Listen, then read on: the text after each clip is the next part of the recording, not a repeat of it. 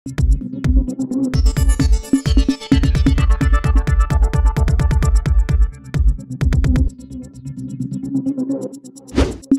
News Maharashtra बातमीचे वास्तववादी विश्लेषण।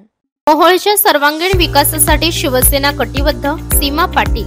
मोहोळ नगर परिषद प्रभाग क्रमांक 9 आणि 10 येथील विकास कामांचे उद्घाटन व लोकार्पण सोहळा संपन्न। खासदार प्रणितीताई शिंदे यांच्या शिफारसीने क्रांतीनगर येथे पवारघर ते दाईगडेघर ते माळीघर ते कुंभारघर ते फाळकी घरापर्यंत रस्ता काँक्रिटीकरण करणे या कामासाठी 45 लाख रुपये निधी प्राप्त झाला असून प्रभाग क्रमांक 10 चंद्रलोक पार्क येथे सुमारे 40 लाख रुपयाचा बगीचा विकसित करणे या कामाचा लोकार्पण सोहळा तसेच न्यू समर्थ नगर गुलमोहर पार्क येथे बगीचा विकसित करणे व वॉल कंपाऊंड तयार करणे उद्घाटन सोहळा त्या ठिकाणच्या स्थानिक नागरिकांच्या हस्ते पार पडला। यावेळी खासदार प्रणिती शिंदे यांनी विकास निधी दिल्यामुळे त्यांचे आभार मानण्यात आले।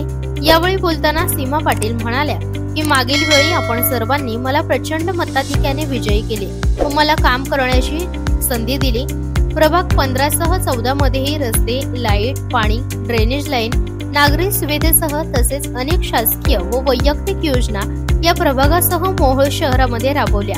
आतापर्यंत सुमारे प्रभाग 14 व 15 मध्ये 12 कोटीची कामे केली गेली आणि यामुळे आपण दिलेल्या संधीचे सोने करून आपण दाखवलेला विश्वास सार्थक करून दाखवला।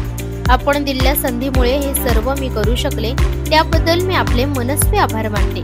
येत्या 2025 निवडणुकीमध्ये शिवसेना नेते दीपक गायकवाड यांच्या नेतृत्वाखाली मोहोळ नगर परिषदेवर शिवसेनेचा उद्धव बाळासाहेब ठाकरे या पक्षाचा झेंडा फडकणार व मला पुनश्च कोणत्याही प्रभागातून पक्षाने संधी दिल्यास निवडणूक लढवण्याचे संकेत सीमाताई पाटील यांनी यावेळी दिले।